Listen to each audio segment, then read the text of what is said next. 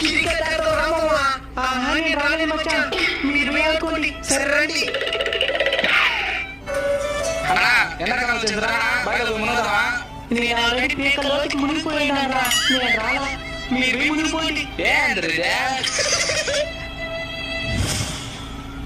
ఏంది మామా ఎప్పుడు పిలిచినావు కాటాడేదానికి రావు, ఒక ఎంజాయ్మెంట్ రావు. నాన్న నన్ను ఇప్పుడు వెంటాడు ఈ మోషన్.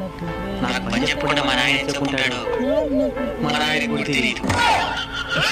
ఏ సైడు సౌండ్ వచ్చినా గుండెలో నడ పుట్టినా ఆ సౌండ్ నాదేనంటూ నాకు నాన్నకు భయంతో, నాన్న మీద భయంతో, నాన్నకు భయంతో అంకితం నా ప్రతీకారం.